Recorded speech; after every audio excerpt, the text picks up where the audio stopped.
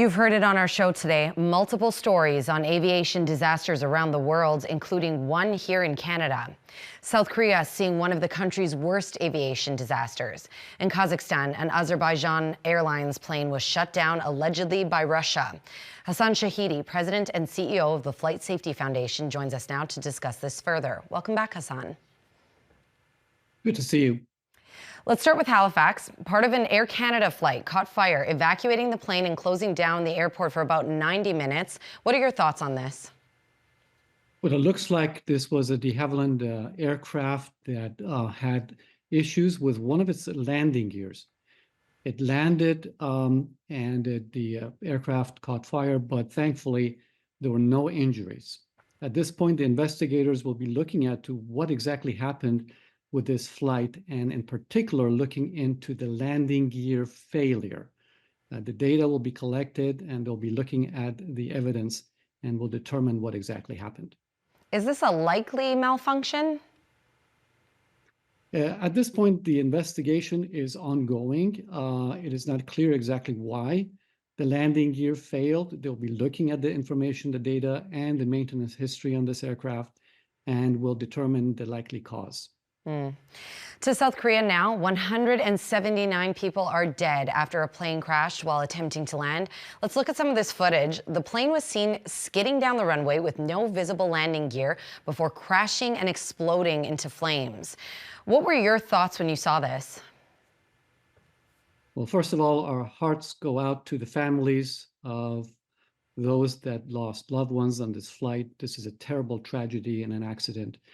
At this point, the investigators will be looking to exactly what happened on this, especially given that there are reports of bird activity in the vicinity of the airport, that the tower had issued some initial warnings about bird activity, and there are reports that the aircraft was struck by birds.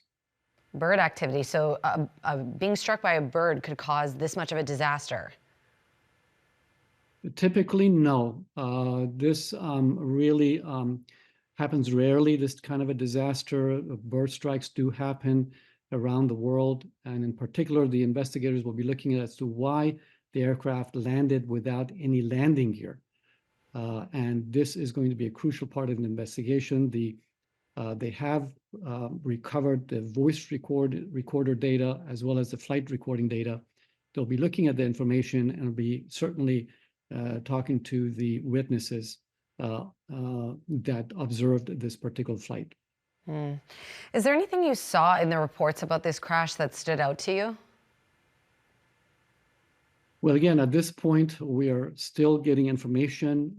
The investigators will be looking carefully at this flight because this flight made an initial attempt to land, and then it made a second attempt and declared emergency. At that point, the investigator will be looking at as to why it declared an emergency, presumably because of some malfunction. And if the reports are correct, and in fact, it was struck by birds, then the question is, did the engine malfunction? Was there a problem with the engine that forced the crew to declare an emergency and land? And why did it land without any landing gear?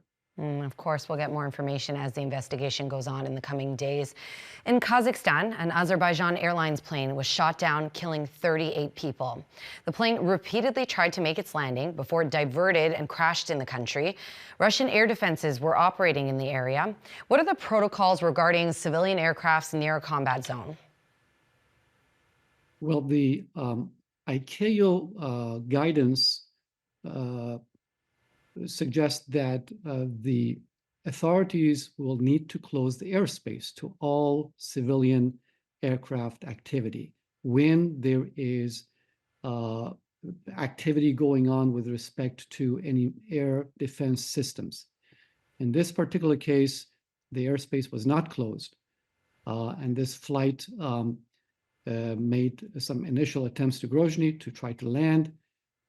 It was not able to land, and during that particular segment of the flight, it is reported that it was damaged. and we can see certainly from the videos that are now available, significant damage to the outside of the aircraft, as well as some damage inside the aircraft from the videos.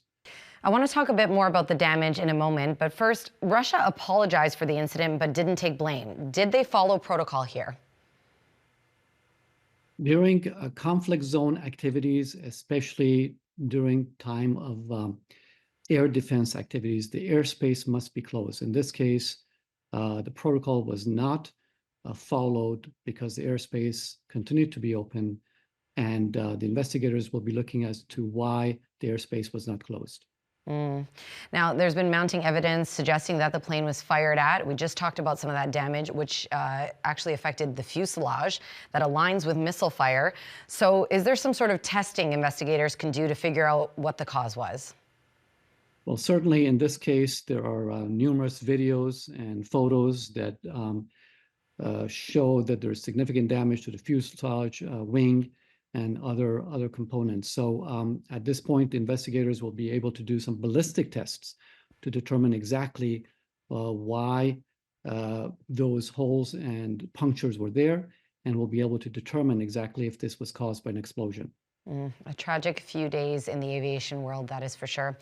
Hassan, thank you for sharing your expertise. That's Hassan Shahidi, President and CEO of the Flight Safety Foundation.